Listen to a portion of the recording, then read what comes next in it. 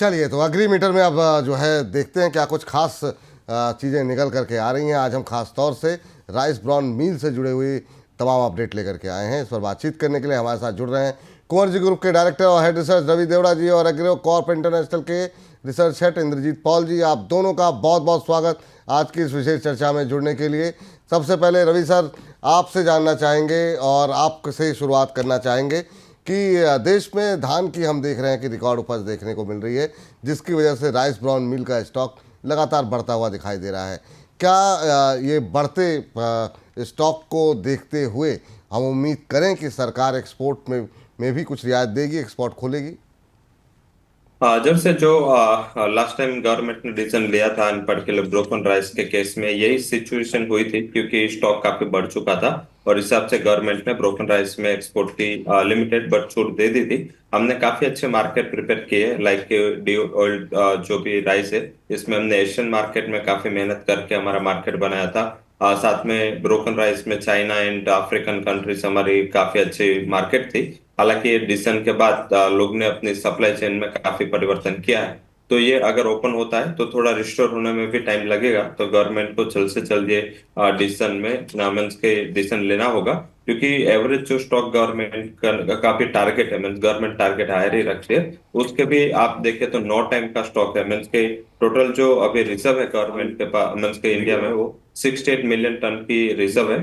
और इतनी बड़ी रिजर्व होने के बाद बावजूद भी हम देखें तो ये डिसीजन को ओपन नहीं हो रहा है। तो मेरे हिसाब से ये थोड़ा मीन्स इंडस्ट्री और के एज वेल एज देखें तो in terms of agriculture economy ये बहुत बड़ा डिसीजन हो सकता है। आई थिंक शायद कंडीशनल भी रखना पड़ेगा, क्योंकि मीन्स अगर ये बैन नहीं हटा तो ये जो पूरा स्टॉक है उसमें पर्टिकुलर मीन्स का, क्योंकि ये सारे एग्रीकल्चर कमोडिटीज में पेरिशेबिलिटी नेचर होता है, तो आई थिंक ये थोड़ा हमारे लिए loss of trade and loss of opportunity होगा। मुझे लग रहा है सितंबर तक ये डेडलाइन ओपन हुई है एंड सितंबर के बाद जैसे रिवीजन आएंगे इसमें मुझे लग रहा है कुछ कंडीशनल कुछ पार्शियल कंडीशन के साथ एंड शर्तों के साथ शायद ये ओपन हो सकता है। क्योंकि जो हमारा टोटल एक्सपोर्ट था जब हमने ये बंद किया तब 4 to 5 मिलियन टन का हमारा एक्सपोर्ट था। तो अगर ये ओपन होता है तो मेरे हिसाब से स्टॉक ईज करना जरूरी भी है, और तो स्टॉक ईज होना चालू होगा। अभी इथेनॉल एक मेजर प्ले है, इथेनॉल की वजह से गवर्नमेंट शायद डिसीजन नहीं ले पा रहे, क्योंकि इथेनॉल का जो 20% का 2020-30 का हमारा टारगेट है कि हमने तब तक 20% ब्लेंडिंग करना है। तो वो कैपेसिटी के लिए हमें राइस चाहिए कंट्री में, और broken and D old rice चाहिए जिससे हम इथेनॉल को प्रोड्यूस कर सके। साथ में मिल्क एक बड़ा डिसीजन का फैक्टर है, क्योंकि मिल्क के प्राइस कंट्री में काफी बढ़ रहे हैं। तो अगर मिल्क के प्राइसेस को टैप करना है या उसको एक कंट्रोल में लेना है तो एनिमल फीड के प्राइसेस को भी कंट्रोल में लेना होगा, जिसमें जो ओडियोल राइस है वो एक बड़ा फैक्टर है। अगर इसका प्राइस बढ़ते हैं तो फिर से ये इश्यू आ जाएगा। तो मेरे हिसाब से गवर्नमेंट कुछ कंडीशन के साथ अलाउ कर सकती है। जी, यहाँ पर आपकी टिप्पणी जानना चाहेंगे एनजी सर, आपका क्या मानना है, एक्सपोर्ट खुल सकता है? हाँ जी, लाइक अगर हम इसका बैकग्राउंड देखें, 2023-24 में जब इनका बैन हुआ था, जुलाई 28 2023 में, उस साल एक्चुअली इंडिया में राइस प्रोडक्शन भी थोड़ा कमी थी। और लगभग लगभग आपका जो बाकी भी प्रोडक्ट्स जैसे फीड में जैसे मेज हो गए, तो इन सब का भी प्रोडक्शन में कमी था। तो जिस वजह से उस टाइम पे इंस्टेंट रिएक्शन के चलते मतलब वो बैन हो गया था। बट अभी का अगर हम देखें, अभी का जो सिचुएशन है, सप्लाई काफी कंफर्टेबल बेस पे है, क्योंकि राइस का प्रोडक्शन पिछले सीजन भी काफी अच्छा था, लगभग आपका 6% ज्यादा था। क्योंकि अगर हम 3 सीजन का राइस जो प्रोडक्शन है, खरीफ रबी और समर, तो लगभग ये 145 से 146 मिलियन मेट्रिक टन का प्रोडक्शन होना चाहिए, जो कि 6% अपसाइड रहेगा। और आने वाले जो खरीफ सीजन है इसमें भी राइस की बुआई ऊपर रह सकती है, क्योंकि मानसून इस बार वाइड स्प्रेड रहेगी और अच्छी भी रहेगी। तो इस हिसाब से एक अनुमान बन रहा है कि राइस का प्रोडक्शन सही रहेगा। और अगर हम एफसीआई के स्टॉक्स भी देखें, बोथ राइस और अनमिल्ड पैडी दोनों का मिला के लगभग लगभग आपका 70 मिलियन मेट्रिक टन का स्टॉक है, जो कि पिछले साल से 16% अपसाइड है। तो और इवन अगर हम राइस ब्रांड का भी स्टॉक देखें, जो कि हालांकि सी का एक रिपोर्ट आया था जिसमें उन्होंने मेंशन किया था कि लगभग 13 लाख टन का आपका राइस ब्रांड का स्टॉक है, और ये सरप्लस है। एक्चुअली जो भी फीड रिक्वायरमेंट्स है वो छोड़ने के बाद भी लगभग 13 lakh ton surplus rice bran है। अगर ये हम एक्सपोर्ट नहीं करते हैं तो ये मतलब एक तरह से वेस्टेज रहेगा कंट्री को, और लगभग आपका 650 करोड़ रुपीस रेवेन्यू जो इसको एक्सपोर्ट करके जनरेट कर सकते हैं सरकार, उसका भी एक लॉसेस रहेंगे। तो इसके चलते मुझे लगता है कि जो 30 सितंबर का डेडलाइन है राइस ब्रान एक्सपोर्ट्स बैन का, वो हट जाना चाहिए। ये हटने से एक्चुअली इंडस्ट्री को भी फायदा है, और डोमेस्टिक मार्केट इवन किसानों को भी फायदा है, और आगे चलने की जो सिचुएशन रहेगी, जैसे जी। भी न्यू क्रॉप आएगी, जो कि स्टोरेज कैपेसिटी भी हमें चाहिए होगी जो प्रोक्यूरमेंट के लिए, तो उसमें भी थोड़ा सिचुएशन थोड़ा कंफर्टेबल हो जाएगी। ठीक। सर यहाँ पर रवि सर आपसे जानना चाहेंगे कि अगर मान लीजिए एक्सपोर्ट खुलता है तो क्या आपको लगता है इससे धान की कीमतों को भी एक सपोर्ट मिलता हुआ दिखाई देगा?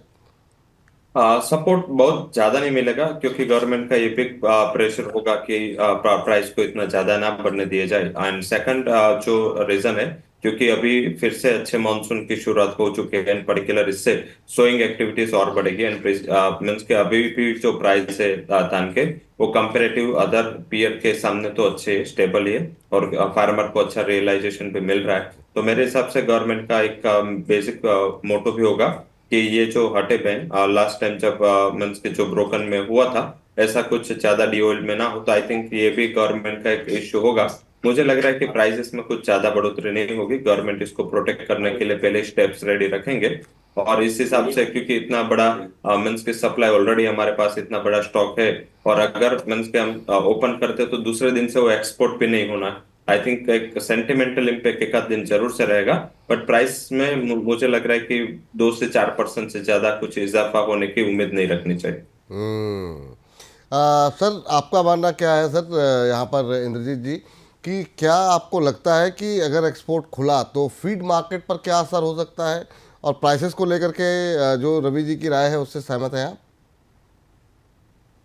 अगर एक्सपोर्ट खुलती है तो फीड मार्केट में इसका ज्यादा सिग्निफिकेंट इम्पैक्ट हमें नहीं दिखने को मिलेगी, क्योंकि अगर हम देखते हैं आज के सिनेरियो में, फीड फीड में जैसे कि आपका मेज भी जाता है, इवन सोयाबीन मील भी, तो सारे का जो प्रोडक्शन थे इवन मेज का भी या सोयाबीन का भी पिछले सीजन अच्छा खासा था, जिस वजह से स्टॉक्स सही है, एटलीस्ट कंफर्टेबल जोन पे है। और जो मेज का जो इथेनॉल पर ब्लेंडिंग हो रहा है, उसके तहत हमें डीडीजीएस का भी रिकवरी निकल रहा है। तो डीडीजीएस के चलते जो फीड मार्केट है उसमें एक क्या बोलते हैं, डाउन साइड इम्पैक्ट रह चुका है। मतलब जैसे कि डीओआर भी हो या मेज हो, इन सब में एक डाउन साइड इम्पैक्टेड है। और इवन जैसे हम 20% ब्लेंडिंग की भी बात कर रहे हैं, तो उससे लगभग लगभग आपका 5 से 6 मिलियन टन का डीडीजीएस की प्रोडक्शन होगी, मतलब ये पूरे सीजन में। तो वो कहीं ना कहीं तो आपका फीड मार्केट में ही रह जाएगी, जिस वजह से ज्यादा कुछ इम्पैक्ट मुझे लगता नहीं है कि अगर राइस ब्रान मिल का एक्सपोर्ट खुल जाए और हमें कुछ सिग्निफिकेंट इम्पैक्ट देखने को मिले। और बाकी जो पैडी के प्राइसेस पे आप क्वेश्चन कर रहे थे कि अगर जी। राइस ब्रान मिल एक्सपोर्ट्स ओपन होते हैं, हम्म। तो पैडी के प्राइसेस में हमें डायरेक्टली कुछ मतलब सिग्निफिकेंट इम्पैक्ट दिखने को नहीं मिलेंगे। बट हाँ, इनडायरेक्टली थोड़ा बहुत, जैसे 2-4% या 5% तक का एक सपोर्ट देखने को मिल सकता है, बट उससे ज्यादा नहीं मिलेगी, क्योंकि एक तो क्या है कि राइस ब्रान जो भी है ये बाई प्रोडक्ट है आपका। तो जैसे ही एक बार एक्सपोर्ट बैन हटेगी, फिर मार्केट को स्टेबलाइज होने में भी थोड़ा सा टाइम लग जाएगा, डिमांड आने में भी थोड़ा टाइम लगेगा। तो उसी बीच फिर जैसे कि प्राइसेस पे ज्यादा इम्पैक्ट हम इतना इमीडिएट देख नहीं सकते। और आने वाले जो क्रॉप है इसके भी सोइंग नंबर्स बढ़ के आएंगे, इस साल से प्रोडक्शन भी बढ़ के आने की उम्मीद है। तो इस बीच लगता नहीं कि ज्यादा कुछ सपोर्ट प्राइसेस पे मिल जाएगी, मतलब सिग्निफिकेंट लेवल पे। ठीक। सर रवि सर आपकी राय जानना चाहेंगे, और उसके बाद एग्री कमोडिटीज़ पे भी आपकी ट्रेडिंग कॉल भी जानेंगे, लेकिन पहले फीड मार्केट को लेकर के आपका व्यू क्या है? मेरे हिसाब से पर्टिकुलर फीड मार्केट में प्राइसेस में ऑलरेडी मीन्स के सप्लाई काफी अच्छे बने, और मुझे लग रहा है कि अगर हम यूएस के साथ डील क्रैक कर पाएंगे तो मेज एक काफी अच्छा कमोडिटी होगा, जिसके मेज में हम वो फीड में भी यूज कर सकते हैं। उसके अलावा सोया मिल भी हम यूज कर सकते हैं। तो काफी हमारे पास अदर अपॉर्चुनिटीज है, जिसमें मुझे लग रहा है कि जो फीड है इसके प्राइसेस और रिप्लेसमेंट आपको अच्छा यहाँ पे मिल सकता है। और फीड के प्राइसेस है वो मीन्स इन टर्म्स ऑफ हमारे पास अगर कोकोड, ये काफी हमारे पास एवेन्यूज अवेलेबल है, जिसमें मुझे नहीं लग रहा है कि प्राइसेस या सप्लाई उसमें कुछ ज्यादा चिंता करने की जरूरत है। और अच्छा मानसून आ चुका है, और मानसून के बाद मुझे लग रहा है कि जो सिचुएशन है वो नॉर्मल एंड कंट्रोल में आ सकती है। ठीक।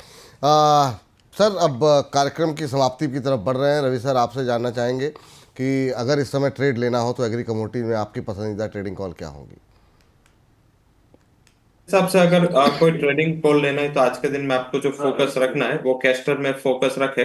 कैस्टर में बाय करने की रिकमेंडेशन होगी, 6480 का टारगेट होगा, और स्टॉप लॉस आप 6310 का लगा सकते हैं, और कोकुड में आप सेल करके चल सकते हैं 2970 के टारगेट के लिए, और 3060 वुड बी स्टॉप लॉस। चलिए, तो ये दो कमोडिटीज पे आपको नज़र रखनी होगी। कैस्टर सीड आपकी स्क्रीन पर है। यहाँ पर 6480 6480 के लक्ष्य के लिए खरीदारी करके चलनी है आपको। यहाँ पर 6310 का एक स्टॉप लॉस लगाना है। तो कैस्टर सीड का जून फ्यूचर खरीद के चलें। दूसरी कमोडिटी जरा स्क्रीन पर लेकर के आ जाइए। कॉटन सीड ऑयल के एक में सेल कॉल है, यहाँ पे जून फ्यूचर बेच के चलना है। 3030 पर बेचिए, 30 रुपये ऊपर का स्टॉप लॉस, 3060 का, और नीचे की तरफ आपको 2970 2970 तक के लक्ष्य देखने को मिल सकते हैं। तो आप दोनों खास मेहमानों का बहुत बहुत धन्यवाद आज की इस चर्चा में जुड़ने के लिए और इतनी डिटेल में हमारे साथ बातचीत करने के लिए। एनजी जी, बहुत बहुत शुक्रिया। रवि सर, आपका भी बहुत बहुत शुक्रिया।